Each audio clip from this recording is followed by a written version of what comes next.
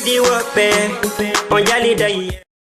Assalamu alaikum wonɓe darde Jama TV salmini jama fof ɓe gaccale goto hande kadi en heftika émission men laaɓa koye fimo aray avant tout d'abord en salmini nera men ɓen e bappira men ɓen e kawra men ɓen kotira men ɓen e kala mo wonɗa hoorema kadi en tout cas lan tawi ko sarte hoore mum yalara no ittamore jammoƴƴere en ala wadde présentation ɗuɗuɗo par ce que ɗo gandi hande ɗe mbaɗi inviteɓe kummaluɓe inviteɓe janɗuɓe ɓe anduɗa hoorema en tout cas iwɓe laggini ari ɗo e Sénégal woni Petit Ba Joma Guikke yimowo on e kanko Tayga 224 mi ara taw avant tout mi anda mi araka Petit Ba mi anda ko bonte Petit Ba assalamu aleykum. Aleykum salam Djidji Bala way safa sula kono femde ça va alhamdulillah. est-ce que réellement ka woni Petit Ba komi inni awoli inde jom barki si awoli inde angara awoli inde jom famu ha komi inni awoli inde duwanado munyiɗo wakkiliɗo awoli inde jom famu waɗɗo doy awoli inde jom barki ha komi inni awoli inde duwanado. Très bien, Petit Ba o kanko ni jom barki laaɓay joni ka émission men laaɓay koye ɓayno wani ko émission ko laaɓay koye wiyete o laɓnana en tigui tigui o moƴƴa kono ɗum addi o wiyete kanko woni jom barki artagne Tayga 224 Tayga assalamu aleykum. Wa aleykum salam ɗon e jaam no martoɗa e jaam ça va alhamdulillah. ko wiyete Tayga onon tigui on fewtilango ñinni non min mbiɗa andi me yimɓe daroɓe ɓe ganda holluɓe ka wiyete Tayga kam non min yimɓe ɓe fof no andi komi woni Tayga 224 jiwmaɓe togoso laba konkum donc on tout bien de top. Oui, bien sûr. Ah bon? Tayga da waɗi osé de anna ya quoi ko ɗo émission wiyete laaɓa e poyi ko Jama TV wonɗa wattanga min kadi noon ko min guinete laɓɓina e poyi. D'accord e laɓɓina e poyi joni est ce que heɓuɗo mbuuɗi no suuɗo way ko pulanmi yewtude si a heeɓi mbuuɗi amara e goɗɗo yetade kono yiiɗo ma wanda a heeɓi mbuuɗi c'est pour cela que mon wodi voilà mi wi amara e mbuuɗi kono kanji ɗi mara mais Petit Ba Joma Guikke wi kañum no suuɗi no wadde piiji ɗi ley te allo jamma ala yiwde ko wonɗa wadde ko way andi piiji gono toon ko piiji go yimɓe ɓe yiyata piiji go yimɓe ɓe yiyata inini kadi jamma no yide piiji ɓuy par ce que mi waɗal tawal bo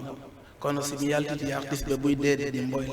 non mais attends Petit Ba depuis tant qu'alir mama don mama ayat nali album parce que mais yar kan piji dan arma hulbina men menen surtout man les animateurs mais yar piji hulbina di men kadi ko wonda e wadde ko sincèrement parler bon baynani men fenani mi yaajo ko plateau do mi wonna mana fi yaga mais ala yiwde ko tawata Petit Ba hande sinama yaltide dum ko Petit Ba ni donc mais yata ko Petit Ba wada songoy accita ka sen mum ka YouTube etc mais ko woni concret kon taw ka mais yaali Petit Ba ko koye songoy ko wonda yide ɗon ko koye mi woni hulɓinirde ɓe hooli ɗon ɓe par ce que min ka woni ɗo artiste ɓe hooli ɗon ɓe fof kala non disons min a wala kilan kono an ko homɓe hooli an ko homɓe wonɗa yiide ko woni gollude non c'est à dire mi ala wodde ɗo inde hay goto min kadi min kam mi wolta artiste ɓe woni an koy ko annade artiste min kadi mi wolta inde hay goto ko andumi tum min Petit Ba Mr Jiɗi mi woni wadde ɗi c'est à dire single Jiɗi mi woni wadde ɗi mi accita ko iwoni hulɓinde artiste ɓe hoolira ɓen par ce que kala ka ɓe yehimi ɗo yawde kala ka ɓe yehi ɓe hebbini mi yaha mi hebbina non ala hebbinde concert ji maɗi de concert ji maɗi ala heewde ko 10 personnes 20 30 won ɗon ɓayle Dj Bella ɓeyni suma sumito koye maafe nayi wongorore sa yi ar waɗen ko aɗa non ɗum woni yo naali si yoni oti noddata goɗɗo wattu sa yi ɓe noddudela yo mi wattu concert ko ɓayɗi rowani ɗinno yonde a hitande kala mi ara e Dakar donc hitande kala re d'accord mais est ce que non promotion margo Dakar mo kadi manka et par rapport au concert ji wattadi parce que Petit Ba awata ko concert menen men ganda en tant que menen doyen men si men ganda re concert men yinde c'est quand même ara wona concert on way ça peut être hono woni kami waɗɗo ngo fof anduno mi hikka ko ka woɗɗi Dakar ko télé Mbour to ka ɓenata barni ko ɗum haɗi on gandon no barni woɗɗa Dakar Petit Ba way disons ba 20 km way donc a promoteur ɓe promotuɓe ɓe kamɓe walanino ɓe ɗo waɗa événement on fi kamɓe bali e ton kadi vraiment mi waynodinno ka moƴƴi voilà waynodinno ka moƴƴi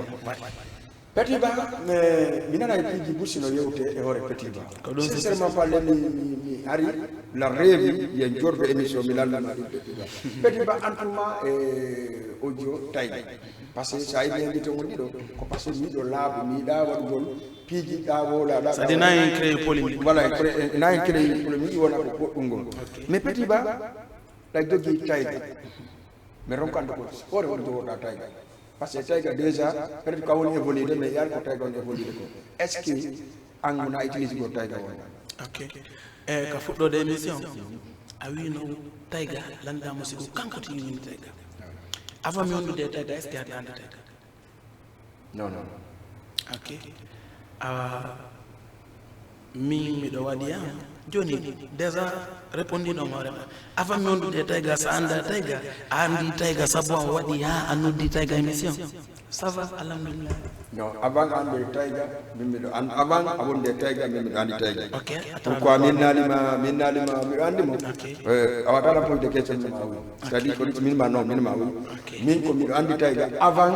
déjà sa moy tayga avant o fokade kanko ɗiɗi waggo musique mais en petit ba mo jama on ɓe andano tayga ɓen ko fuɗɗodir ɗo est ce que ko tayga ko woni ɗon ɗo ko hande minnuma wona utilise ko tayga to jininamo e peyji ɗin wowla jama wowla haalaji wonduɗa e tayga par ce que busi no wiide na côté kadi musique on ɗum wonduɗa e tayga e gartani ɗo kadi donc ko ɗum ɗon labini programme ji ɗi gayi ko yimɓeɓe woni wiide comme meɗe wondi arana côté musique on tun ko ɗum ɗon labini piiji ɗin quoi ɗon la welti c'est à dire ko collecte on ka golle am komo mi weldi fi golle simɓe ɓen noon kadi wi goɗɗum kon hakkude mi arna golle ɗe lam ko ɗum ɗon labini piiji ɗin c'est à dire ko ɗum ɗon no weltintala a faami ka simi nani sifari halaji ko ɗum weltintala kanko tayga kadi inomo ɗo vraiment ɓay ko ɗum wiiɗa mi mendali ko ɗum invitira min mendiɗo kono mo jooɗi yeeso makko ɗo eyyi koko mi haalama ko sa yi goɗɗo wi aro watten koko waɗɗo gara ɗum ko woni yo naali nomo ɗo sincèrement parler la wakkilanimo hono mi wakkilaronimo e deme mbini fof wakkilanimo na wota ɗum ɗon peut être ko tayga wota siɗɗa wakkilanimo la siɗa wakkilanimo ko jamma on sijata non mi falama jonnude réponse petit mi jaabuma petit ba question mo jonnuma petit ba tayga no jinde no iwtiri ɓaawo ma tayga ina rien hay pusio ala hay so ñamay ko an jondemo e ko ɗuma mo yiyatoma en yewta na pour mi wonde ha ko émission wonde tayga hay so ñamay ko ma o yi hay so yaray ko ma o yi hay so walde ko ma o yi est ce que ɗum wona ve antuma e tayga ba faw et puis jama on kadi wi antuma e tayga na golle to woni hakkude mo manam ko jaadiri ko kelodiri ɓe quoi ɗon noon mi jaaboto pour yo laɓane quoi no hay sewte ma jaboto tayga ok y a pas de problème hakkude amin e tayga nini ko gabiti andi mi woni wiiri c'est à dire ɓami andi gonga ɓeya koni wadde de kawaya tomo minitata la guine ko mi andi ko goɗɗo noon maya c'est à dire ko moƴƴere ande woni zeni makko moƴƴere ko mi woni heɓude ko ça t'empêche goɗɗo nduli wallahi goɗɗo ne dala ngartisi parce que ko mi andi moni wolde sa yimi joɗɗinima mi accali andi émission mo ɓaymi landeke fima hay PDG mo o wino memitan to wimi jamais plus quarante ans min nanomi gollirde ko on ɗiɗo kala arta laɓɓinanomi poste par ce que kono woni mais déjà laɓɓinan men d' abord par ce que man tayga e petit ba wona golle to woni hakkude maɓɓe en tout cas y a quelque chose à trouver arana golɗen ɗum wolani men ko on ɗum woni hakkude mo réellement cama on anda an e tayga ko woni voilà y a quelque chose entre moi et tayga on woni hakkude amen déjà tayga wana taw o debbo sifa ɓe a rewɓe ɓe yiyata tayga kaka rewɓe on ɓe non sifa wan e wor rewɓe yalta ɓe tawata hara ɗi jeena e sappo ko gorko kala mo ɓe wondi waɗantaɓe tayga misima yalta mi yaha concert o wayno to nene makko e baba makko nene makko wi awa kaari mi yewta c'est à dire mi wayntoɓe haaɓe moƴƴa simi yaltake maɓɓe en famini sa se waɗinɗa mi gaddanan fof mi tayga o fof no andi tayga ko nene goto an ko welti jonka golle am déjà man ko landiɗa kon ko woni moni waɗande tayga komi woni waɗande tayga kon no ɗuuɗi par ce que ni komi woni heɓude komi woni sendude e tayga kala kadi komi heɓɓi men sendude yinomo ɗo ka o jooɗi yeti bay sa déjà ñoore ma da heɓude to senduɗa e goɗɗo way sa yiɗan heɓude komi yoɓanamo paasima yami ara mo heɓude ko ñaama non mi sikki ɗum so tawi contrat waɗi ka kaseji mo wonɗa e utilisir de yam voilà ka kaseji am donc si mi faami mi yarta question ɗum an e tayga wona jaata jago nakkude mo golle to mais alors que mais est ce que ɗum ɗon no est ce que ɗum ɗon c'est sûr way c'est sûr ko woni namo ɗo ko bandira ko san c'est à dire si a yeehi ha telenge futuro si mar sali a yaray mbeɗe ndebrude ka golle ɗo si yeehi noon mi faalirano ono no kasaka wona bengo dandi ko ni bandera ko san kon ka so tigi jindini nyalla nga fo marsali kiki da wada su kariyara donc bandira ko sa wadi mo bandira ko sa nyacha jombo no ko après non sa wadi mo bandira ko sa jodi non ni ça fait pas ni ko nene goto an weldi jonka golle ni tega bay ay Dakar kame wondo ni akimi gayna ma pose yewde question ay Dakar kame wondo ni min ka hotel ni kono kanko ga koto an ene goto an woni kanko e bengo koto mimi lo ka hotel kam lo sa pour te dire d'abord donc so yaadi haray ko won feere wona feere mais alors ko jamma o yiye do watti tonki goti idon wada piiji et puis donc akolotre jamma fof vraiment do woni ar ce qui fait là ko fi dum me aldani me wadi collaboration donc e ko mi mata ko wela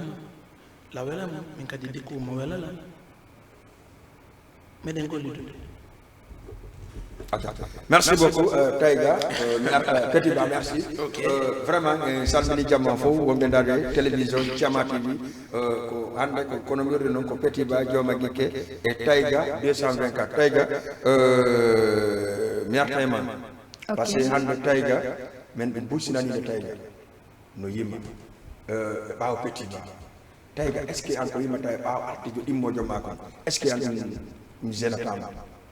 min du zena tala parce que fi hundu ko choix en fait jokkugol artude immojo ma jokkama bimbi e kikide c'est-à-dire o ko famali yewti o an hari taw na artiste santé même si tiaw la ene don ni ngi makko ando zena ma tay ko dum do ada gena oui bien sûr parce que fi hundu wona hay simido jokki acteur be go awa mido dogude bawo acteur be go na bawo acteur be moni dogude de ko bawo wondo yimmugol voilà parce que no fandi hande wondo fuddade tournugol pese o continue hango gayna ron ka yimmugol dangande a tourner pese ngarta voilà Taiga min problème ak fop Taiga sincèrement parler avec ta belle voix mais jokki Petit Ba don jiginda do jamma fono na kay don wondi antumo landi mo kombo andi mo mari belle voix kanko Taiga landi mo kombo andi mo dum taw kombo propose mo taw yo yimo avant ay non ça dit Taiga grand excuse grand attends Petit Ba awa ta répondre placement si daw ma répondre placement ko même dano merci quand tu m'invites Taiga réponds-moi ma question est-ce que anko jokkuda Petit Ba don jinda don jolda parce que ma famille ma presque yidama fini pourquoi angila wa no ko suama non min kala inde do famille ango yidala ngi fe dum hara won tigi hali fenande ah bon min Petit Ba o yana la leur kala mo fala haka sudu nene mi momi jokkam sans problème na nene na baba na c'est que famille ango fop paraît que pour sa famille aussi fop no andi dimi on famille donc mo inni mi lang iwtiri bawo Petit Ba la doga bawo Petit Ba mais alors mi comme il Petit Ba wara de ba ma oui bien sûr il faut que voilà andi ko honnu loynete dire ko anda sore tumbire andi ko honnu ngani nayno ko tayno hara ko nde wotere mande laabi didi idudo langi Petit Ba mais kala ka Petit Ba tippi min ko Petit Ba premier atila nabugol tourner hara ko innugol ni mahi concert jouer arte en ce temps kadi ko innatala yomi jokkumo hanka wonande Allah do wona kache yande wonbe mo noddude ben ko wiata Petit Ba la fala ya arju wanala donc o wi ala Taiga immo mahi fi honno parce que ko kanko andini la min la mari voix yimo min hari mi anda parce que hari mi yimata min comme simple actrice on famille mo yila mo yidi ko mi jouata kon mi kadina pare que non min Petit Ba ha hande bonnana la o burtan wala parce que mi ne bi jougol pese mi ne bi jougol pese hayde wotere mi yaga mi fekali hay kindiya hay koya mi yewtali yawgol tourné min ko Petit Ba tilana gol tourné premier tourné amen ko ma araga ka hebata mbudi en hari so ya hari kanko e tourné Petit Ba y a pas de problème voilà ko kanko atilan ettugol na balan concert mo noddi do joni Petit Ba hay ko honto tigiride moynimo petit ba la fala ya rejoindre la o wiete ok e numéro Tiger noddu mo namana ma photo ji amen donc ay photo ji ko no oui bien sûr alors que be wi wo ko sabuma petit ba wona no grade parce que la gine petit ba no bungi petit ba ko net mon dawrama de o yida bada go yimbe mais mais wonbe wolgol dum non be anda ko mboni petit ba si be andino ko mboni petit ba be hala tano dum do beru anduɓe ɓen petit ba beru wonɓe ɓen projet makko hiɓe andi mais andi yimɓe ɓen ɓe naata e to ni wowlugol ko ɓe anda des trucs comme ça c'est que kono yimɓe ɓen ko ɗum woni vivant fo sabon no jamo hakkita wolgo ko ɓe anda antum mom sabon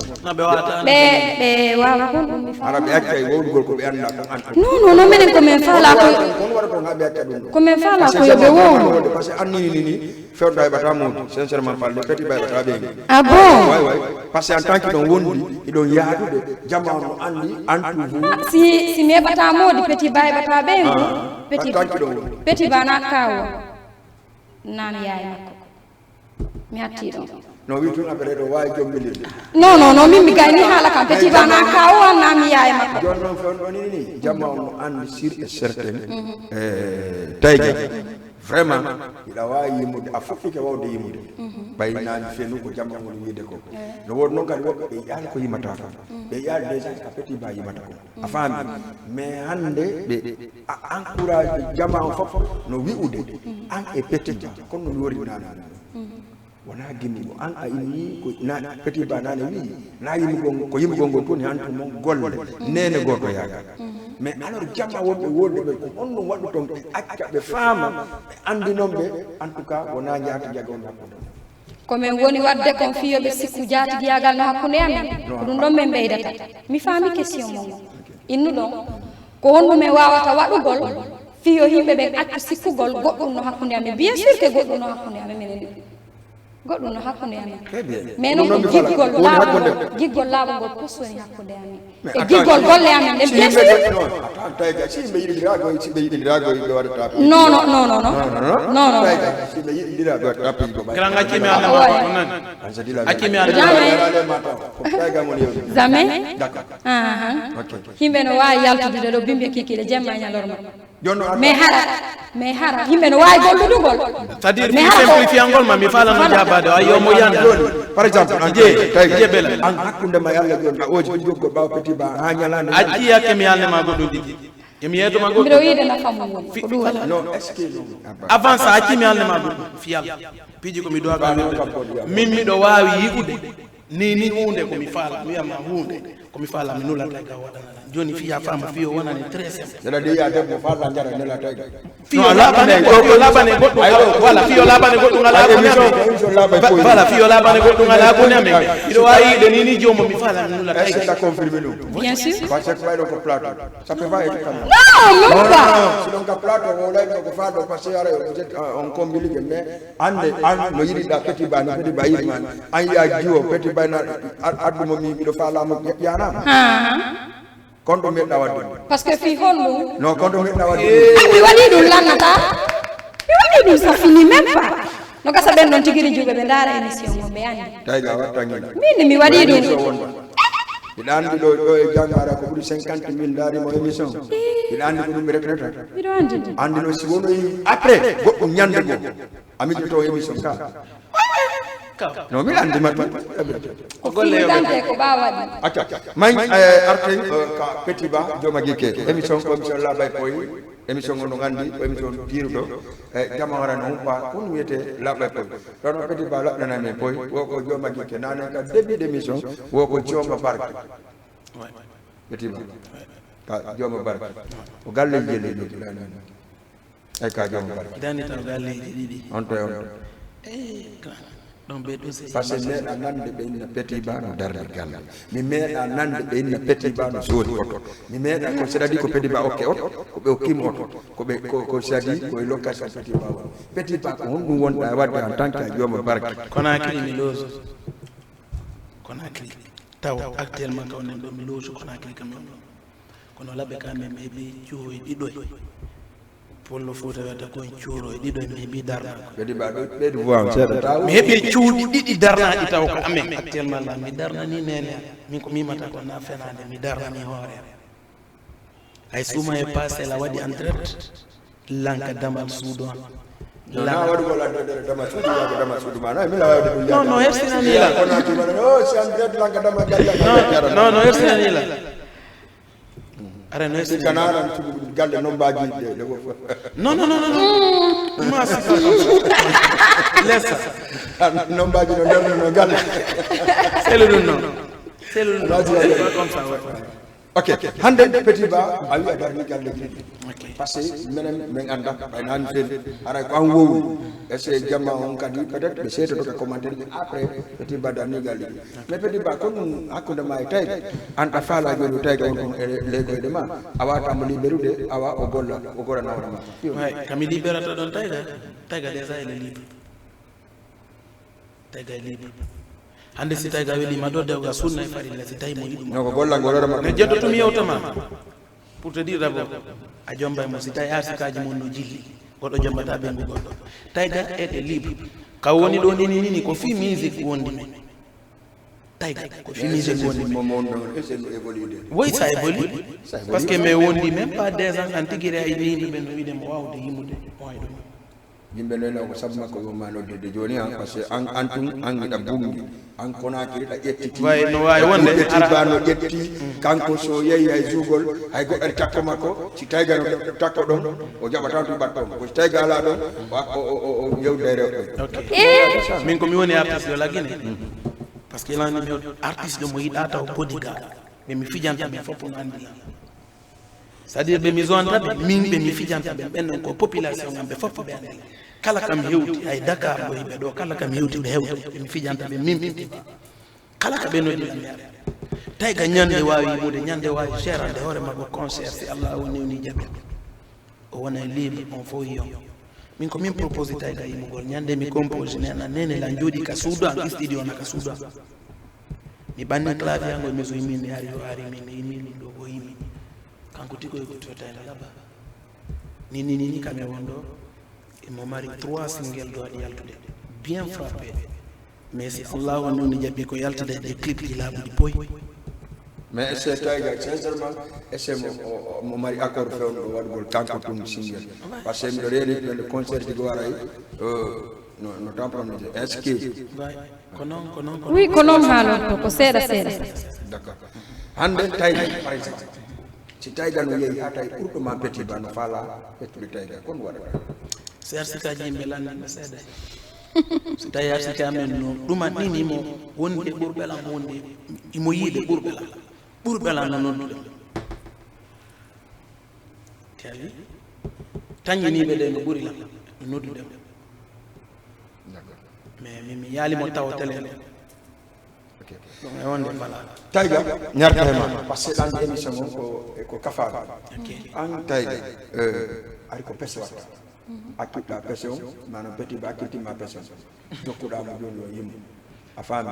par ce que ay année passé o anniversaire maɗo mino 15 juin et cetera ɓen ɗon hari ɓenwan mais o 7 page anniversaire maɗo hay goto wallitaki tawi fof buudima akkittima pourquoi non min anniversaire am feƴƴuɗo hari 15 wala ɗo hari wala lagine hari mo Dakar ɗo 15 ɗo kon mo naɓɓa men non mi anda par ce que ɓeynuno lan hari de hari ga concert kan année passée 15 jours ha hande ara Dakar concert wona ka saare ga araga kam ka kedu ka naka saare ga ko hellato wonko par ce que hay grève waɗuno donc ɓe kali ga ko pour ɗo tabo akkiɗa pese on jokkuɗa musique on tun par ce que essena pese on ɓurnoma avantage musique on ɗa wadde ɗo ɗo si ɗum ɗon no wondanno lan e avantage mi tertano ko ɗum ɗon mi jokka musique et puis mi rectifie on kadi acca yakke mi rectifie on kadi min mi accitali jougol pese mais san kande kadi non mi no ko ɓa on haali ko ɓa on immi mi acciti woɓɓe kadi no sikkude mi acciti mais Tayga acciti par ce que mi ngala mayire ka pese oui bien sûr parce que non min miɗo jouwande hoore an keeci non beru komi wawata heɓude ekkite mo on landike lan ka beru komi wawata heɓugol tan ko lan joude on faami ber ko mi wata heɓugol tan ko la jouande hoore kala kadi wiwɗo la yo mi joua mo ber tammo mi mari on mi joua par ce que ɗo ni mais wonata no labbudema joni ara ko goɗɗo nuli o e ma joɗiyamo kono non on sait jamais en fait wonata ɗo une semaine wonata semaine goto wonata une semaine mene mi yahaali tourne tawi gandare caméra ma non écoutez on wala kono mi dadana voilà wonɓe ɓen innugol min tawi mi acciti tournugol pese mi jokki yimgol lan intiri ɓawa petit ba petiti patata vous vous trompez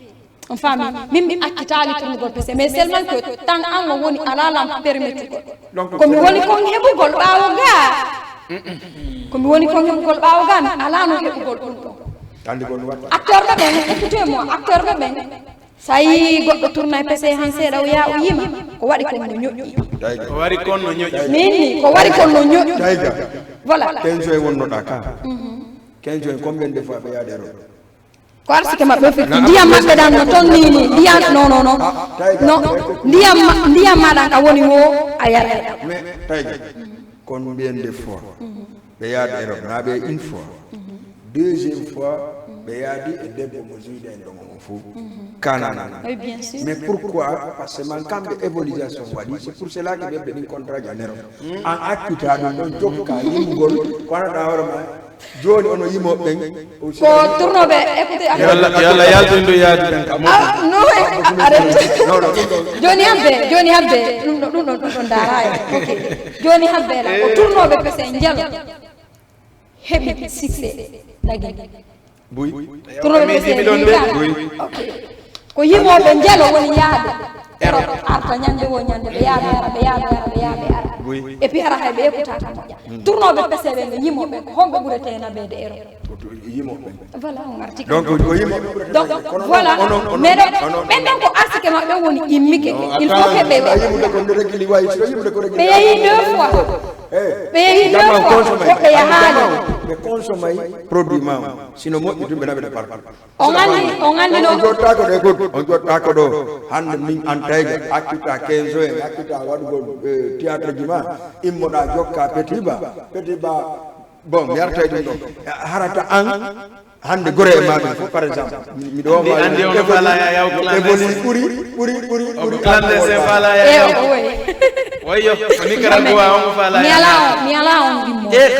andi taw hunde wotere no tawra e évoluegol tawa kala iyuɗoma ka téléphone mum waɗuma ni o daruma hara hiɗa welamo hoore guiggol laɓugol pos no iyirma noon hiɗa weliramo noon o iyoyama guite e guite tawa kadi no iyirnoma noon ka téléphone makko ka télé makko ko noon o iyirayma mi towna e jungo am ɗon beru anduɓe lan men fof iyilan ka téléphone ji iyilan ka télé wi hino ɗo Taïga si ɓe iyilan guite e guite ɓe tawa ko noon mi wayi teɗi anga watta sino ko waɗa ɓe tawa ko noon mi wayi no ɓawleɗa ni ko noon woni voilà mais fewno no caméra no rawni maɗa non ɗo hara ko caméra o rawnila mais fof no andi ko honno min mi wayi donc a dani donc a jaɓali wujagol produit ko ɓe wuja non sele ɗum ɗon ɗon si on no hatta wujoɗa jalma seeɗa sino hattami wujo produit a jali non d'accord Taïga ko feƴƴen petit ba joma jikke laggine fof wi an siɓe ko won ko denne mo tumɓe mariage joto déjà a spectacle janwa jota laggine ko ɗon mi hetti afiya ko ɗum waɗi lan Conakry la woni à l'aise Conakry e duwen a woni en les artiste so mariage e denne mo woɓɓe ala heɓude Conakry miɗo woni woɓɓe he ƴewtele beti ala heɓude mais pourquoi on artiste ɓerndaroma kummanide ni wona ni droit ɓe yaade partout e nder Europe voyage petit ba déjà gore ɓen ɓe ɓuɗɓe mo wawde yimude yehi Europe arti woni rewɓe woni worɓe mais ha joni petit ba ha hande men nanani e contrat makko comment dirais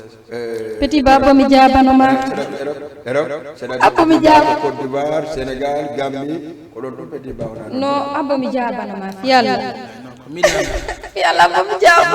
bomi jabo gokku jaboɗa gokku no woni ɗo liri aylan min grand voilà aylan min woɓɓe no yaade Europe ɗo ara miɗo naɓorɗe ɓe kawata wano hombe Dino wodi. Jamais. Wallahi gra. ko wano hombe Mi do naborde be kawto. ka automa tata on ko re biro na Ibe nabude do kadi wobbe Europe. no e Be adda abbo mi yewtede be fofa. Am yewtede be fofa. Am yewtede be annabi kaali ka automa Jamais. ko yero quoi Okay, joni mi Oh, no la e joni men. posani la question on kaka. Mi wi wobbe no yewde Europe arta mi nabora. wano hombe wonna be no Okay, joni acci are pasa. acha wole be Won be yaade Europe kadi on wadi mi hawja. non petit Abbo tum. tilande aw jago Europe parce que ay balto sa hebi joni awde yumi petit ba ko hombe a iwata Europe ara etta be ka automa na bora be law Koto. Nini sa yelagi. Andari di ko yure Europe on fota goddo no yurmi. Nani? Ata goddo no yurmi. Mene non anda be bella kine tawa sa no di me mariage men jointe. Sa no di me concert men jointe. Men kadi no anda go. petit ba No anda kadi be no do ara wadana on do clé bak yima do 2 heures data ma même pas 1 heure de temps ronki be kadi meden ande Petit Ba. min ko mi woni petit ba. hombe yehi Europe an ƴettiɗa ɓen ka automa huɓɓina yawɗa ta ɓen ɓe ala auto ɓe ala jo ɓe ala moto cele ɗi ko ɓen ɗon. taxi moto ko ala bon ko ɓen non petit ba attention accu an kadi waɗi gol Ben grand. gol ɗum sama kadi petit ba Bengra. Na ko jalbata ko fawni kanga. e fof ko dine yimɓe ɗen andiri moƴƴo a ala on ngal autowal iɗɗowo goɗɗo Europe goɗɗo iwa Europe bangayna ya waɗa concert mum encaisse euro e dollar arta an ƴetta on kawtowal ma naɓanga Gira mi do amalandande. on ala lagui Joni konti yawbe be Europe. Année dernière jido de nawra mabbe mi anda ko mbo bonini e Europe. Konti yawbe be année dernière do yawbe be Europe par. Konta mi hawra joni goddo mi ma. non non ɗum ta contantama personne ko an contanta hoorema par ce que an yii yahu Europe te petit ba yi aw jagagol Europe contrat wonani mama sa heɓi joni contrat yaade woɓɓe ɗen andi ɗon koye woɓɓe no yaade Europe ɗo ara ko kamɓe sodande hoore maɓɓe biye Non, e wudaro coguino juuɗon ɗo sonna hoore mum biye Jamais. Jamais. petit ba Jamais. so heɓinara no yeeyi Grand. si min heeɓi ɗinɗi men ay goto ala yattol si min heeɓi ɗinɗi men ni joni par exemple wano amlo en wano et cetera promoteur ɓe wonɓe toon ɓen ara ko minen yoɓanta hoore men biye cooda biye mo hoore mum on cooda yahu o woye mi ɗetta min ɗetta coggu biyan on e coggu Joni biye wonde do makko ko. min Joni hawtodira wonde do gasa ko. no est Frère. ara ko goto ko an Frère rek ana yahu o yaata ɗalan ɗo petit ba sincèrement ko jokkirma ko intérêt personnel min o intérêt mo jokkirlan ɗon nafila nani par ce que amin tigiri awa min kadi ko intérêt am mi jokkiri mo par ce que ko min ari ɗaɓɓugol goɗɗum jungo makko donc ɗon ɗon kala ko wamma c'est à dire no welma hinno wellanno wala tawi est ce que a évolué e musique am ɗo woli ko yaa Allah jogi. Allah moƴƴi. ɗum ɗon ko Allah jogiti busu noon kadi no habbi cittango mais ko Allah wulanɗo min miɗo andi ɗum ala ko Allah jogi Ay si wobbe go no anduno ka arsikaji wobbe go wali. Hareno be jettino. Ko do wobbe si sendi jawdi be bata. Wobbe si sendi inde. heɓata Wobbe si sendi succès. a heɓata E mi heɓata. Siko wobbe sennayno balde harayno mi mayino walla moƴƴi. Allah ko Allah moƴƴi grand Allah meeɗa bonde Allah sincèrement parlé ko moƴƴuɗo tugol o woni onon ko on heɓa taw ko moƴƴi kon tigi tigi par ce que on heɓuno ko moƴƴi kon tigi tigi vraiment petit bawe ta belle voix ɗo ni ni kamin woni ɗo ko ko boni komin wondi ɗo e mo woɓɓe no falade ko ɗum non andi fof andi ay nelaɗo ko noon a faami fof añi dal nelaɗo fof yiɗi dal nelaɗo fof añi dal mais komi wi'uma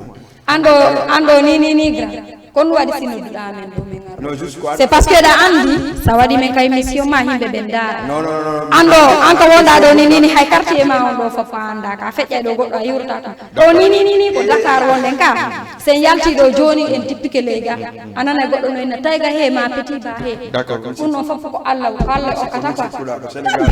Ije bela joli ko be woni titulaire be ben do. Sénégal do. selu no mi ari mi andaɓe kamɓe ɓe andila min ari mi andaɓe kamɓe ɓe andila d'accord voilà Tayga. ay ɓe haalir ñagono toon de tayga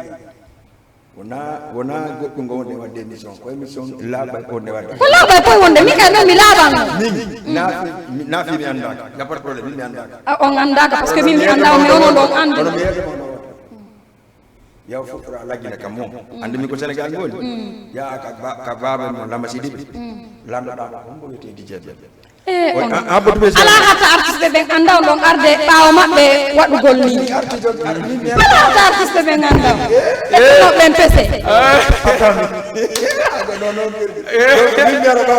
bien sûr min au contraire artiste ɓe fof ko ɓawa ngara jamais oui parce que min wona min noddi on ko onon noddila wi mi yaru ka émission ko juwangol nga duma bien sûr ko juwangol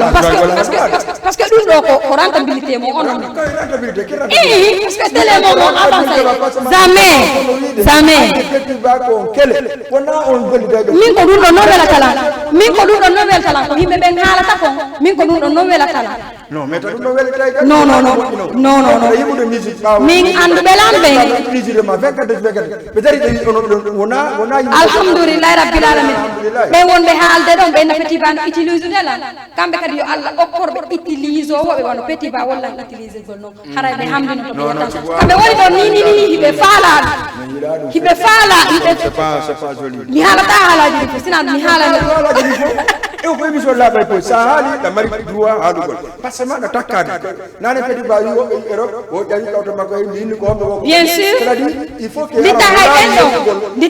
nditta ɓe wonɓe yaade Europe ɓe ara ɓe waɗa kokkoɓe ɓe ƴawa ka otoje yimɓe ɓe mais si a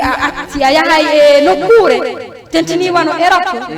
mene mbeɗen andi ay artiste ɓe yeeɓe otoje mum soodi ɗo biye yeeyi Europe ɓe andi hoore maɓɓe mi daara ko caméra mi wowo on faami on andi miɗo andi fof no andi voilà woɓɓe ko golle maɓɓe ɗen woni ɓe naɓude ko Europe na fof mi wi woɓɓe ko golle maɓɓe laaɓude ko yimɓe ɓe woni ɓe réclame on faami a yaali ay nokku d'abord ko hombo artijo yiwɗa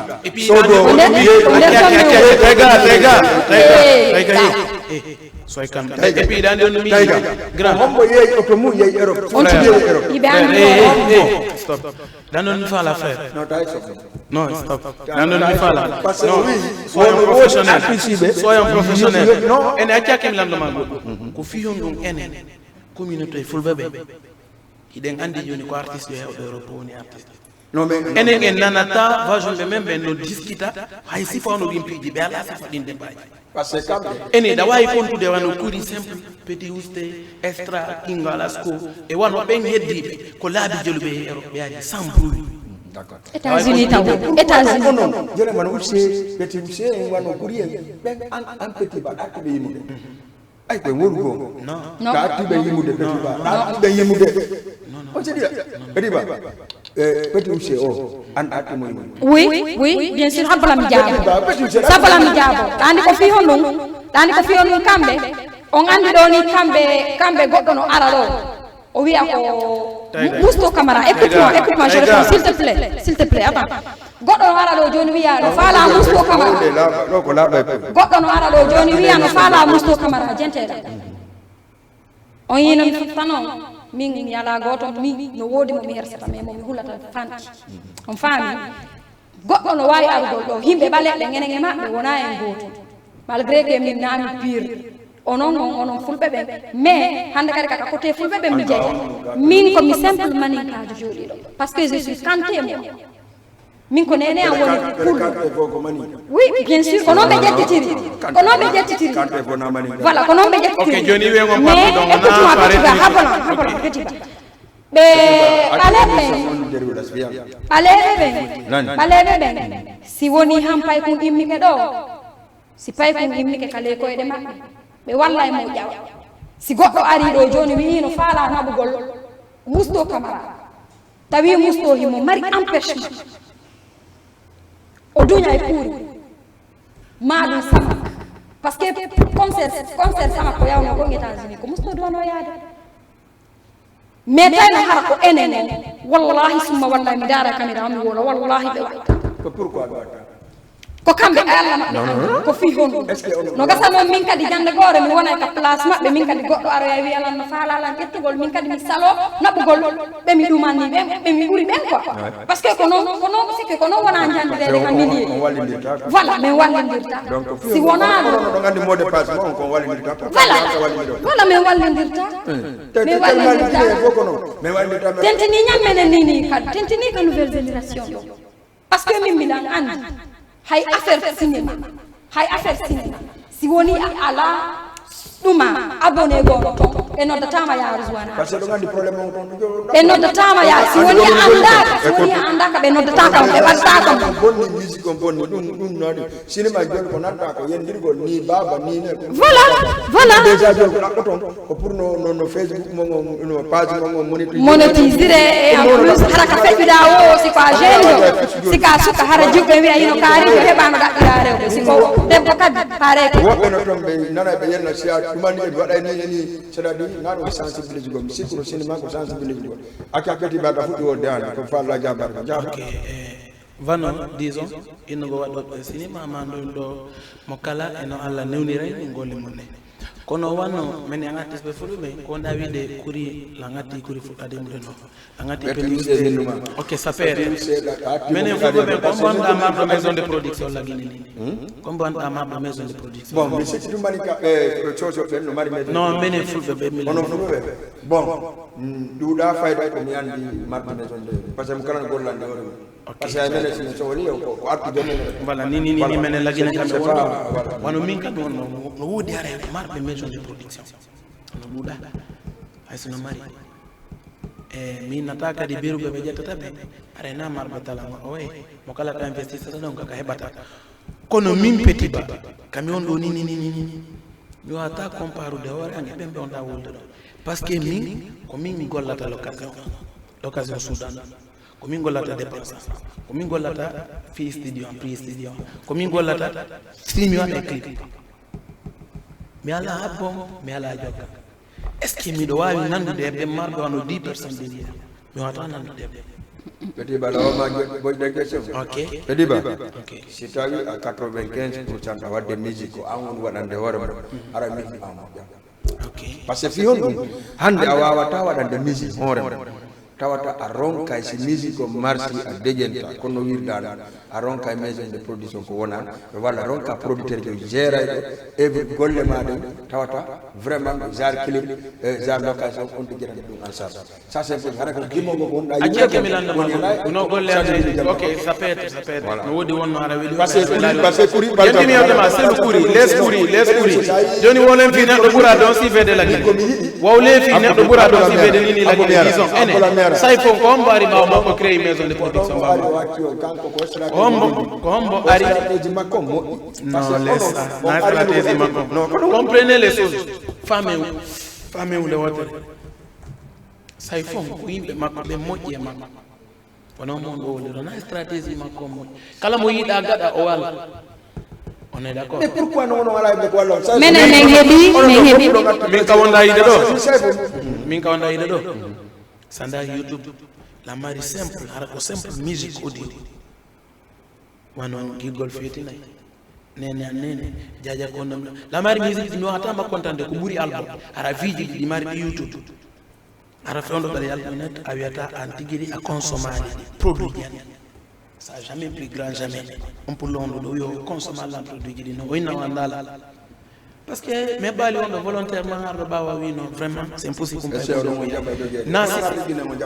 beru wonɓe ɓen argol foppu koyoɓe ñaame beru wonɓe arɓeɓe ɗon non ko il faut goɗɗo ñama goɗɗo ko ɗum woni probléme ji mondi onon o sikkude goɗɗo jooɗoto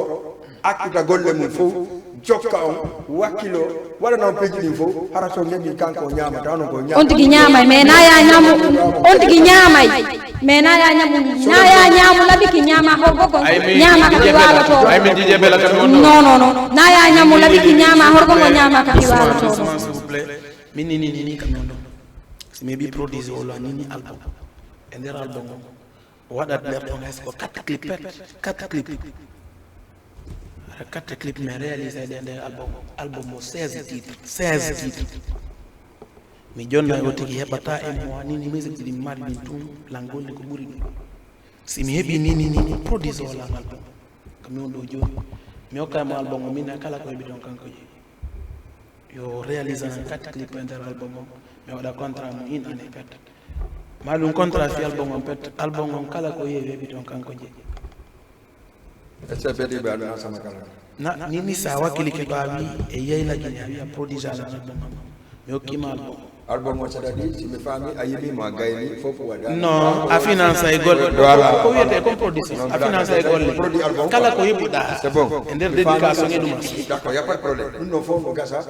bala ara parce que petit ba ande si nani dayne wona an ebe to wona ari ala setane la no dédication sallallahu inshallah donc yalla ne mais si nani dayne an ebe da wona on goto men compare min mi compare te hande e wali sek e Youssou Ndour wala Davido parce que ma ɗum vraiment ɗum ɗon ya wawa ɓende mais hande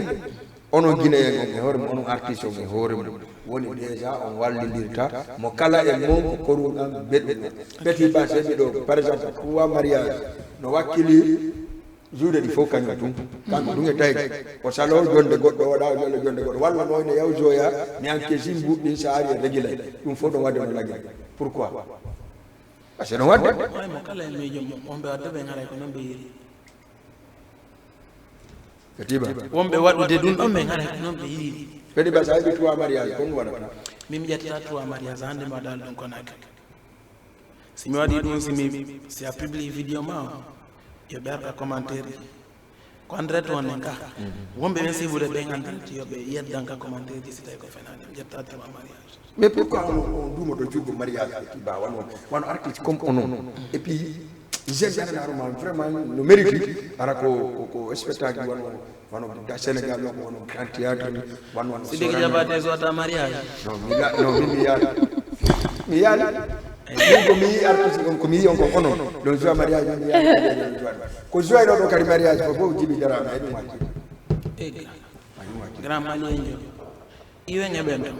menen ko ɗum sino ko menen taw ok menen taw e ko hoore golle ɗen noon taw jointete mariage ɓen ɗon kam na menen komin jeeɗiɓe c'est l'objectif c'est-à-dire objectif amen on nan sugo mariage ay encadre ala ngande jera petit famille amomi marion zera problème jandi signe un contrat wiata mi yaw mariage dara signé d'accord donc en andi ɗumas de mariage obligé parce que on no watta non na kete mi watta mais ko no yewtiɗano mi andi il faut que jour mariage parce que yimɓe buyara ɗo parce que mi adno ɗo artiste ɓe mo kala ni hey allo miɗo mari mariage no kekkar sanga jaɓi ɗo ñalar kadi mi yewte mi dara on tigi waɗani parce que adi spectacle ma on mo heɓata 2000 personnes 3000 personnes donc a ceerno yaha jour mariage mo anke siɗa 1 million franc guinéen 1 million 500 way andi tagaɗo ko wiyete ko yangoda wela yurum Conakry kame woni ɗon si tawi ɗa mari yimɓe wona oɗo joni ma an ida hollina wiya kala mariage ko woni ka famille ma ko min Petit Ba joata an a promoteur de andi promoteur ala jikke ɓe noddi woma ɓeɗale mi mari succès mi mara succès ɓe noddayla mi sowna ɓe mariage maɓɓe ɓe o kala mberu ko woni arsique ange juuɗe maɓɓe ko onon noon ko yitande mi yaltini keso wono ɗon ɗon a yoɓugol nan ko karam ɓurɓe ɓen so ari ɗo piire andi programme ɗum ɗon feƴƴirde jalaɗa non hay goto piirida kaɗo kala piirida ɗo sa ƴetti a ari ɗo an goɗɗo waɗanima promotion ko yata 3 mois 4 mois an ari a ronki yaltinde hay joggo promotion ji maɗa a wi ko goɗɗum ɗon haray ko an woni bon ok ko hombo waɗi ko an artiste ɗon haray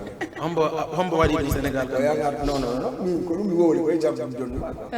voilà ko exemple mi jonnuma quoi faami exemple on ɗo ƴettiyama hombo ari ɗo ronki yaltinde fama ko exemple mi ƴetti mi jonnima par ce que nane alana a jaɓano wo daldela ko hombo ƴeyka automai ɗo tawi ko manaborama sa wonnano kaano mi ƴe mi wonanta ɗo joni par ce que man ko ɗum ɗon woni émission acca tawi ga émission men o woɗɗike kono ɗum marɗa ko yewta jama wonɓe ma bonnude yimɓe ɓen par ce que inde ma no woni min goto ala lam bonnude yimɓe nden par ce que yiɓɓe amen fof no andi ko mboni tayga 224 jiwntogo sulla bakum donc won welanɓe bonnugol inde ne yoɓe wakkilo yo Allah non min mbiɗo andi min tigiri debbo wawata wonugol naturel on o kana hay sida kandida là-bas même si c'est pas ça c'est ça même si c'est pas ça même si c'est pas ça c'est ça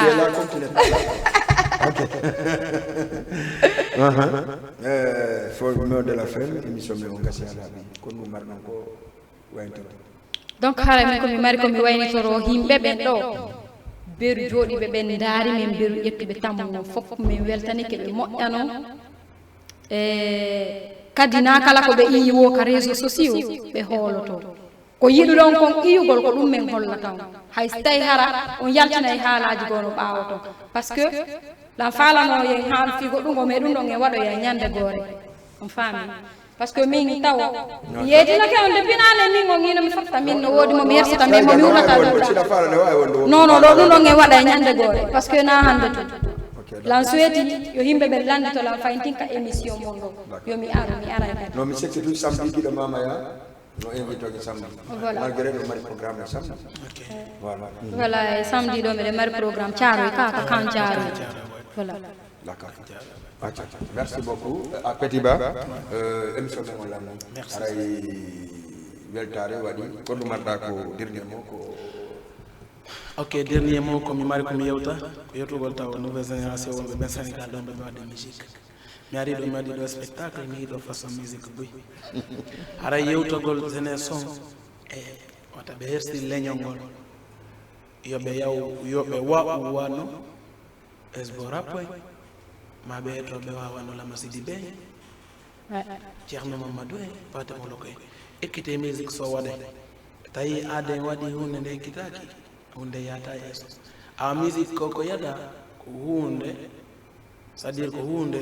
puyde nde puyɗo gollata hunde noon kadi ittayde goɗɗo e monde mo wonde mon c'est à dire sa waɗi musique a seeda yimɓe diɓɓe fof hara ngaw ni feere sa wakkilaki noon ko wakkilare moƴƴa haɗata artiste jo hersa ɓe wakkilo wona fimugol iwa lagine accama maɓe gara Sénégal dow wiyade ari aventure nata ɗo e fimugol doroɓe wiya ko yimugol arɗa wona e fimugol ƴetta wotroɓe je ko ɓe on ƴettude arande conseil jeunesse wonɓe ɗoɓe eɓe accu ɗum ɓe wakkilo ɓe ekkito musique e hande Europe ɓuura Afrique pus ko ɓe ɓuuri hen ko ɓuuɗi ko ɗo heɓoto surtout noon artiste jo wakkile waɗo arme mum ekkita ɗo moƴƴa windi ɗon yimo